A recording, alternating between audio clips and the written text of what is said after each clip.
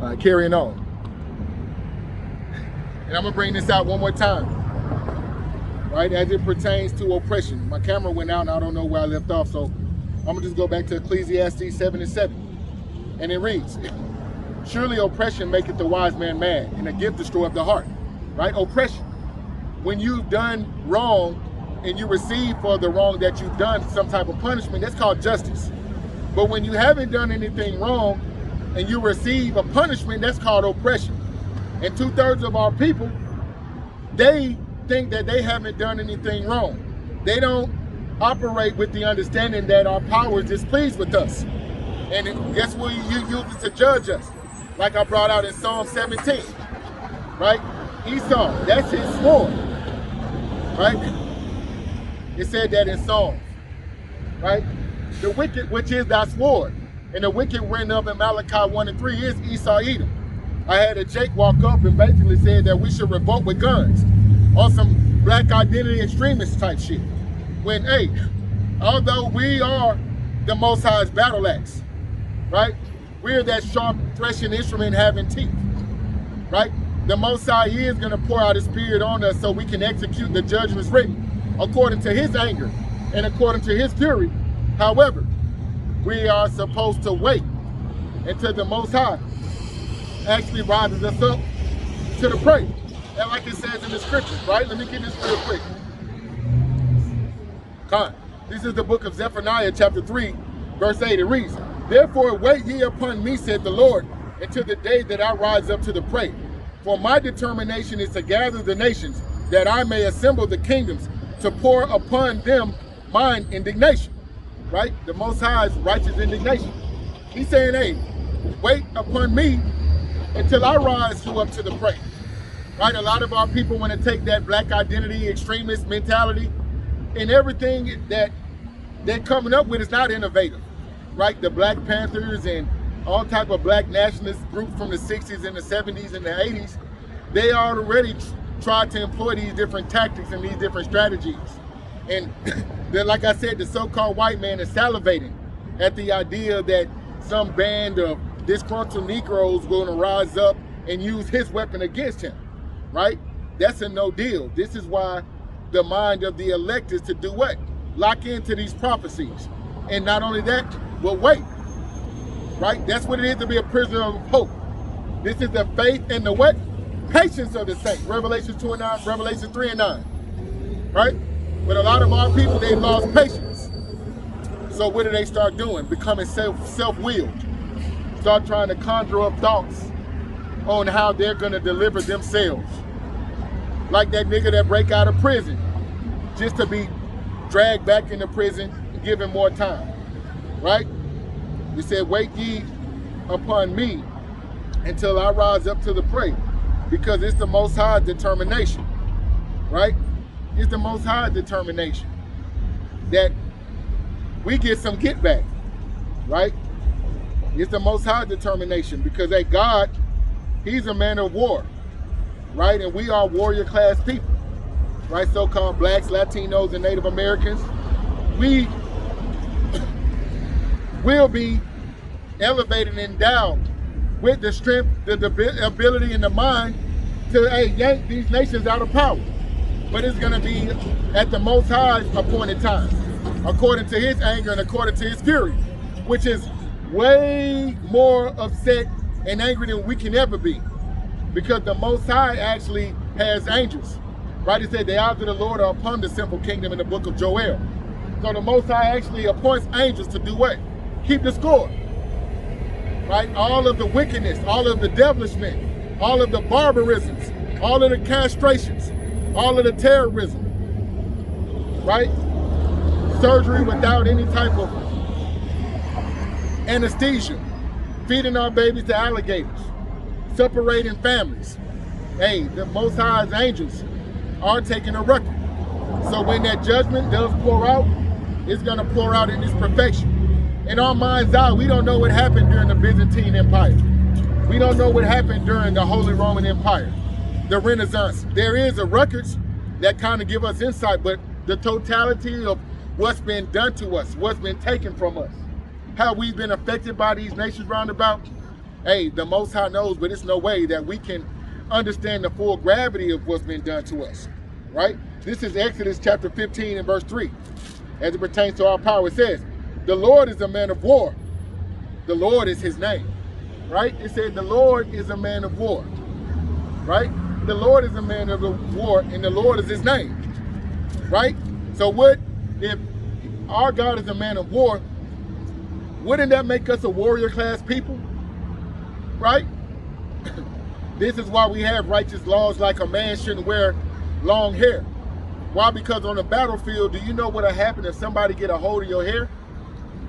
They can have their way with you, right? Because your body gonna follow that skull, right? But when we would be in close proximity with other nations, we would constantly have to watch our border and defend our borders. And guess what? We would leave from within our borders and go to try to extend our borders, right? And we did that through the act of war, right? This is why even in the book of Deuteronomy, it has laws on how we should deal with prisoners.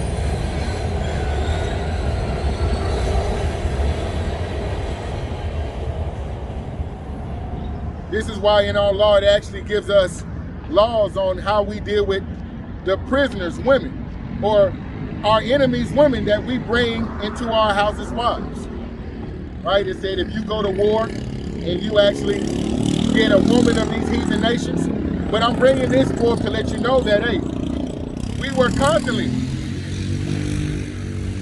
having to defend our borders and also enlarge our borders with Yahweh while Yahweh on our side. Because truthfully, the earth and the fullness thereof belongs to us, right? Like it says in 2 Esdras 6 and 56, the earth was made for our sake, right? So as far as establishing law, order, or military, that exceeding great army, hey, we're soldiers in the army of the Lord, like we sit here in church, right? Even the old lady, she'll tell you, I'm a soldier in the army of the Lord. That's military talk. But this is to let you know that our God is not to be messed with, neither is his people. The Most High is taking the cup of trembling out of our hand, and he's actually transferring those curses over to our enemies and those round about that hate us, right? This is exactly what's happening in the earth right now, right? And let me bring this out in Isaiah 41 and 14, right? With God being a man of war, he's going to endow us with the ability to execute all of the judgments written. So let's get into some judgment precepts. This is Isaiah chapter 41 and verse 14. It reads, fear not, thou worm Jacob, and ye men of Israel. I will help thee, said the Lord, and thy Redeemer, and the Holy One of Israel. Behold, I will make thee a new sharp threshing instrument, having teeth. Thou shalt thrust the mountains and beat them small, and shall make the hills a shaft. Thou shalt fan them, and the wind shall carry them away, and the whirlwind shall scatter them. And thou shalt rejoice in the Lord, and shall glory in the Holy One of Israel. Right? So this is telling us exactly what's going to happen. Right? The Most High is going to endow us with the ability to execute the judgments written. Isaiah 41 and 14 once again. It reads, fear not, thou worm Jacob, and ye men of Israel. I will help thee, said the Lord, and thy Redeemer, and the Holy One of Israel. Behold, I will make thee a new sharp threshing instrument having teeth. Behold, I will make you a new sharp threshing instrument having teeth. Thou shalt thresh the mountains and beat them small, and thou shalt make the hills a shaft. Right? So the mountains represents larger governments, your Russias, your Germany, your China, your South Africa. Your smaller governments represent, you know, your Greece, your Portugals, your Ireland, your Spains, right? But it's saying that it's going to be a total uprooting of these global powers, right? It said, fear not, thou worm Jacob, and ye men of Israel. I will help thee, said the Lord, and thy Redeemer, the Holy One of Israel. Behold, I will make thee a sharp threshing instrument having teeth. Thou shalt thresh the mountains and beat them small, and thou shalt make the hills a shaft. Thou shalt fan them, and the wind shall carry them away, and in the whirlwind shall scatter them. And thou shalt rejoice in the Lord, and shall glory in the Holy One of Israel. That's Yahweh Yahweh Shah. Right? We give thanks to the Father through the Son, like it tells us in the book of Colossians, the 3rd chapter. Right? This is why we say Yahweh Bahashem Yahweh Shah. But that's what we're going to do. We're going to say the water Yahweh Bahashem Yahweh Shah. Once we actually see these nations yanked out of power and we're established once again as the praise of the earth. Right? Let me bring this out in the book of Jeremiah 51 and 20. Right? Because we were referred to in Isaiah 41 and 14 as a sharp threshing instrument having teeth. That's like a saw with real jagged teeth on it, right? That's nothing to play with. If you saw someone swinging that thing around, you'll back up. But hey, this is the instrument. We are the instrument that the Most High is going to use, hey, to uproot these people, right? This is Jeremiah chapter 51, verses 20, in relation to us being a battle axe. Jeremiah chapter 51 and 20 reads, the portion of Jacob is not like them, for he is the former of all things, and Israel is the rod of his inheritance. The Lord of hosts is his name.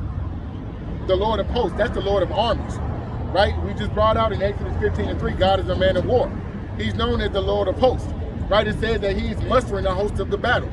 So even the Valley of Jehoshaphat, the staging area for World War III, the Most High is actually working on the minds of the kings of the earth. Like it says in Proverbs 21, the king's heart is in the hands of the Most High. So when you're dealing with Netanyahu, Putin, Kim Jong-un, when you're dealing with Biden, hey, they are not operating outside of the will of the Most High, because hey, their armies are controlled by the God of Abraham, Isaac, and Jacob, right?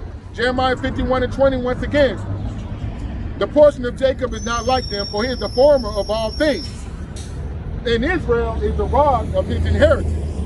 The Lord of hosts is his name. Verse 20, read.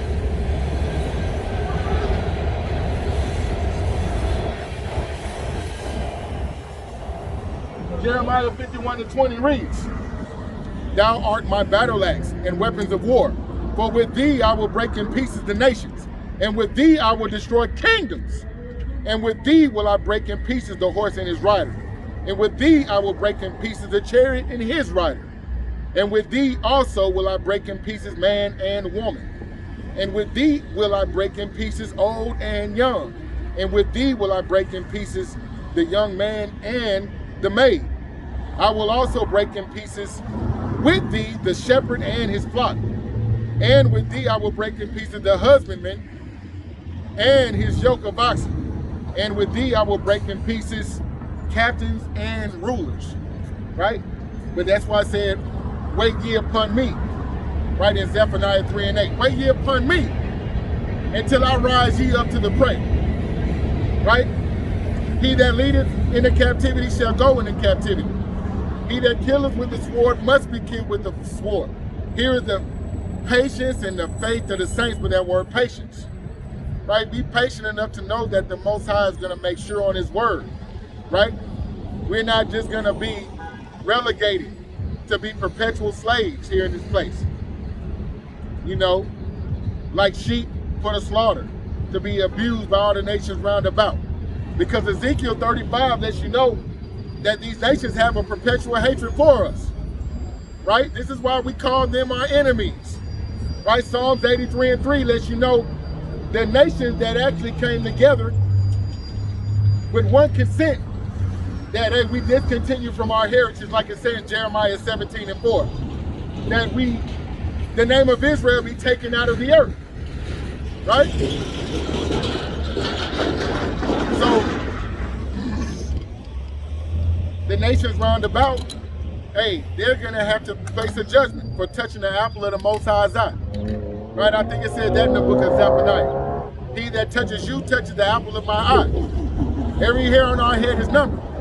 But hey, we have been brought into another round of punishment, get spanked on our ass. Why? Because we wanted to be disobedient against our power, right? He gave us law, statutes, and commandments for our good. But what did we do? We started to envy the nations that are around about. You know, we started to prefer their way of being. We started to serve their gods. Hey, and it said that in the book of Deuteronomy 32 and I believe 21, it said, because we provoked God to jealousy. Hey, he provoking us to jealousy. You know, because we provoked our power to jealousy, he provoked us to jealousy with the foolish nation.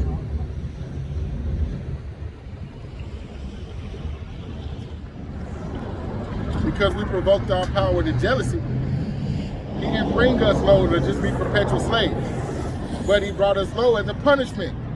The same way if you commit a crime in this society, if you have to go before the judge and you get sentenced, hey, you have to serve a penalty. Sometimes you might have to pay a fine. Sometimes you might have to serve jail time, down to what corporal punishment, right? The electric chair on some draconian law shit.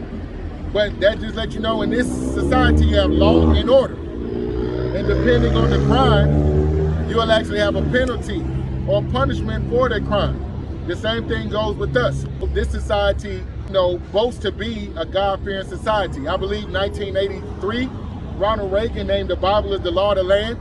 What is the color of law? Right? This is why people look at America as though it's pious, as though it's a beacon of light. Because, you know, it promotes itself to be the standard of righteousness, the authority when it comes to goodwill. But indeed, hey, like it says in Isaiah 10 and 6, it's a hypocritical nation, right? Israel's a twofold, right? I send thee to a hypocritical nation, not only to Israelites that are hypocritical as hell, two-thirds of them, but also the nations that are round about. But this is the understanding of why we were brought low, right? This is Jeremiah chapter 30 and verse 11. Jeremiah 30 and 11 reads, for I am with thee, saith the Lord, to save thee, though I will make a full end of the nations whither I have scattered thee. Yet I will not make a full end of thee, but I will correct thee in measure, and I will not leave thee altogether unpunished. Hey, we were brought low to serve a punishment, right? To be corrected in measure. And guess who's hearkening to the correction? Hey, the elect. Let me get this in the book of Baruch. Baruch, the 4th chapter. Because I bring that along with Jeremiah 30 and 11 out almost every week. This is Baruch 4 and 5. It said, be of good cheer, my people, the memorial of Israel. Ye were sold to the nations not for your destruction, but because ye moved God to wrath. Ye were delivered unto the enemies, for ye provoked him that made you by sacrificing unto devils and not God. Right? So when we brought low to be perpetual slaves, let me bring this out one more time. Baruch 4 and 5. Be of good cheer, my people, the memorial of Israel. Ye were sold to the nations not for your destruction, but because ye moved God to wrath. Ye were delivered unto the enemies for you provoked him that made you by sacrificing unto devils and not to God. Right? Revelation 12 and 12, the devil, being a man, will come down to you having great wrath, because he knows that he has but a short time. But this devil written up in the scriptures, people will apply that to Babylonian mysticism and will try to, you know, act as though it's some red mythological creature who's going to torment you for eternity, when that hellfire represents thermonuclear annihilation, right? This is what the elect are going to see, you know, looking down on those chariots, the lake of fire, before that new Jerusalem, right? Being a people before the place come back down to the earth, like it says in Jeremiah 28 and 8. I'm sorry, Jeremiah 17 and 7. I send out for many fishers, they shall fish them. Then I send out for many hunters, and they shall hunt them out of the caves of the earth. And that's when righteousness will be established. That's all reparations, right? Let me bring this out real quick, because I just touched on Baruch. Because a lot of our people, you know, they think that God has just cast us away. They don't think that our punishment and our affliction will come to an end. And this is why we must read the scriptures to get the understanding. Like it says in Proverbs 4 and 5, right? Let me bring this out in 2nd Esdras 16 and 19. This is the book of 2nd Esdras, chapter 16 in verse 19, and it reads, it said, behold, famine and plague, tribulation and anguish are sent as scourges for amendment. But for all these things, they shall not turn away from their wickedness, nor be always mindful of the scourges. Right? And the scourges, that's a lash or a whip. That's what a scourge is. So just imagine the Most High whooping that ass. And you, why? Why? Why? Just imagine.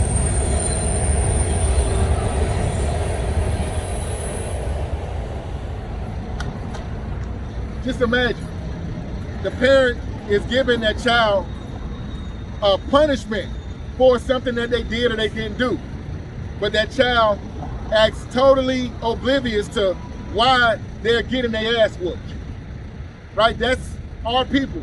Even though the Most High is spanking our ass, they're not even mindful that the Most High is displeased with us. Right? Why? The elect know. Like Job said, though thou slay me, yet will I trust him. In Job, the 13th chapter. Job maintained his integrity.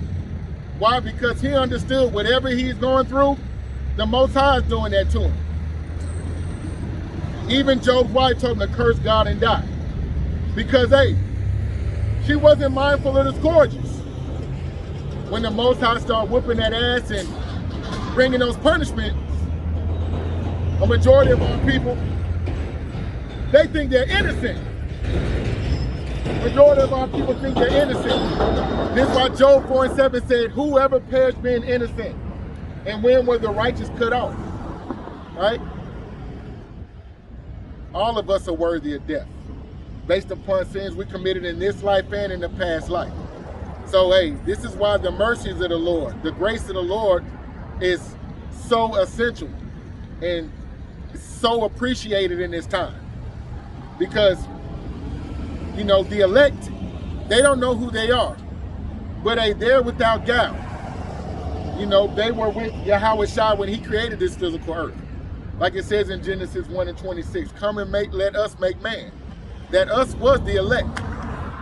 So wherever they are, no matter what conditions and circumstances they might find themselves in, they're always going to be able to be joyful and grateful.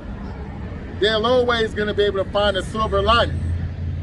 They're always going to be appreciative, no matter how they have to suffer, whatever the Most High allows them to endure or be confronted with. We're going to know, and we're going to be locked in to know that, hey, though thou slay me, I'm going to trust you, Heavenly Father. And what we get, we deserve. And not only that, we trust that you, in your, like you say in your word, haven't just relegated us to be perpetual slaves in this place, right? And once you start applying these righteous laws, statutes, and the commandments, hey, the kingdom of heaven is within you. You'll start to see how the Most High will move things around to your benefit and to your favor. You'll start to get an advantage. Because, hey, the sun shines on the just and the unjust. Life is fair. Even the wicked, they get sunlight, they get food. But you know what's not fair? Favor. Favor of the Lord. Right? That's what everybody isn't afforded. That's what the elect have. Right? Discernment. To even understand why we're going through what we go through. That's favor. That's the Most High giving you vision in darkness. That's a great gift. Understanding, to know why we are going through the things that we're going through. You know, while a majority of our people, what are they doing? Trusting in oppression, right? Let me get this in Isaiah 30. Majority of our people, they are already preparing to do what? Cast their ballot. Thinking that it's going to give them a lighter affliction. You know, with this whole reparations talk, $5 million per person, $97,000 annually for a period of 250 years, tax forgiveness, debt forgiveness. You will be able to buy homes for $1.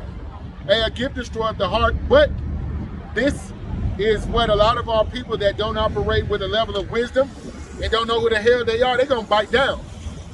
You know, they suffering, so they already see something that's going to elevate them, right? It's going to give them a better position amongst their enemies. Right? Just for 1 second. Let's say this is a reality. Every Jake in America that's a descendant of the chattel slave trade get $5 million all at once. Who are you gonna spend the money with? Are there any black real estate developers?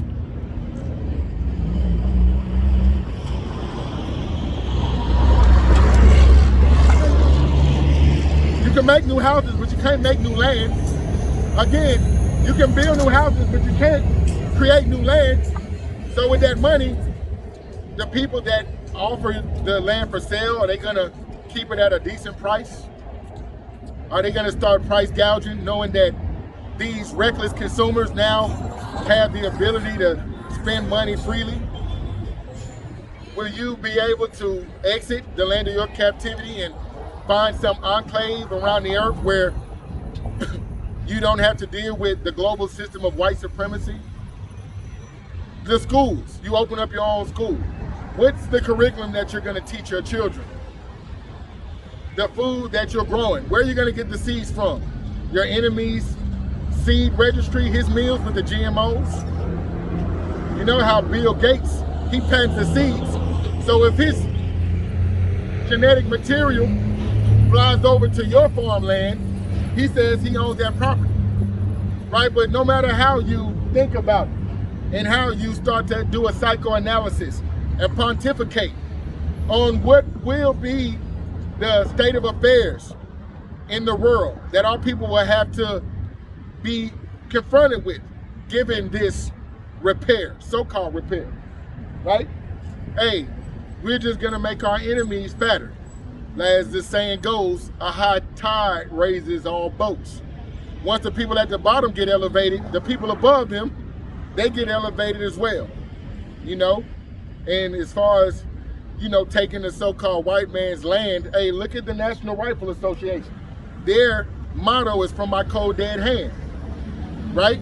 Because the law doesn't mean anything if it cannot be enforced, right? This is why they integrated the schools in the 60s, but those white people wouldn't let the little girl go into school. So what? The National Guard had to be called to enforce the law. So across America, you have whole states that are not with the lowest people, so-called blacks, Latinos, and Native Americans, being elevated to a position equal or above them. And before they give up their supremacy, before they give up their land, before they give up their wealth and their guns, hey, they already told you, right?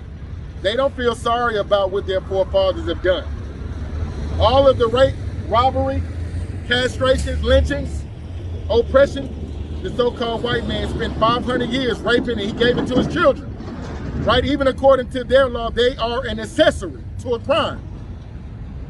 Here it is, I want to rob a bank, but I asked you to give me a ride. Everyone knew in school, if you give me a ride to that bank, you're an accessory.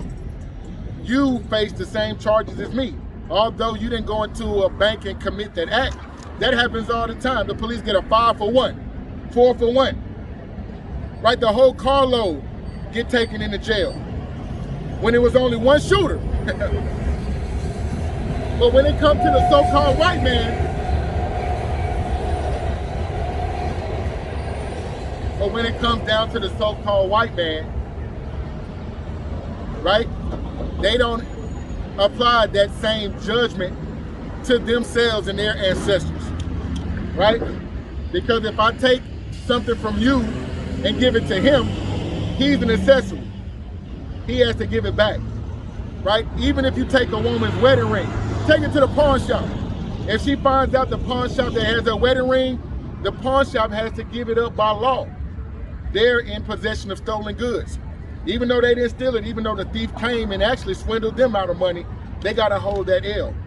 Why? Because they can't be accessories to a crime. You can't be harboring stolen goods. But hey, we're stolen goods, right? And the so-called white man, all of the devilishment that his forefathers committed to give them, as the scriptures say, white privilege, red privilege. It says in the scriptures, anyone that touched Esau be judged sevenfold. That's a complete judgment. Hey, that's from the Lord. They understand that not only are they in possession of stolen people, stolen goods, stolen land, but they actually have the guns. The Most High gave them ability, right? Like it says in Genesis 27:38, by the sword shall thou live. And they actually have the means to defend their stolen possessions, right? Everyone talk about Black Wall Street. What did Black Wall Street have? The ability to defend from an encroaching enemy, right? They didn't have a standing military. They were just living willy-nilly in the land of their captivity, thinking that they found rest. Until the Most High put the spirit, right, that are created for vengeance on those Edomites. The federal government, the FBI actually bombed Black Wall Street. That was the first time the American government actually bombed its own so-called citizens, but we know that we are not American citizens, but rather we are Hebrew Israelites that are subjugated, right? And as it pertains to our people, right, in this reparations, thinking that you could go march and you could go legislate to repair for bloodshed, right? We're going to get that in Numbers 35 and 33 in a second. But this is the psychosis of our people, right? This is Isaiah chapter 30 and verse 1. It says, woe to the rebellious children, saith the Lord, that take counsel but not of me, and that cover with the covering but not of my spirit, that they may add sin to sin. Right? Sin is transgressing of the law, 1 John 3 and 4. Iniquity is sin upon sin. This is what our people do, right? Habitual, disobedient, rebellious children. Isaiah 30 reads, woe to the rebellious children, said the Lord, that take counsel but not of me, that cover with the covering but not of my spirit, that they may add sin unto sin, right? It said that they cover themselves with the covering but not of my spirit. That's that Jesus Christ, right? This is the covering that a majority of our people, that wood and stone. Plantation Christianity, they call on sweet Jesus in the time of their affliction. This is what they are covered with. Isaiah 30 said, woe to the rebellious children, said the Lord, that take counsel but not of me, and that cover with the covering but not of my spirit, that they may add sin unto sin. That want to go down into Egypt, and have not asked at my mouth, to strengthen themselves in the strength of Pharaoh, and to trust in the shadow of Egypt. Therefore shall the strength of Pharaoh be your shame, and the trust in the shadow of Egypt your confusion. Right? It said, woe to them that go down to Egypt for help. Right? And that trust in the strength of Pharaoh. Right? The military branch of the Roman Empire. That's America. Right? A three-headed state that runs the whole entire earth. The spiritual head is what? The Vatican. The financial head is what? London. And that military arm.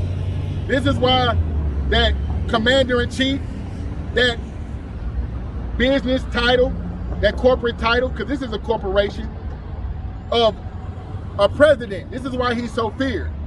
Because he's actually the commander-in-chief of the military arm of the revived Roman Empire.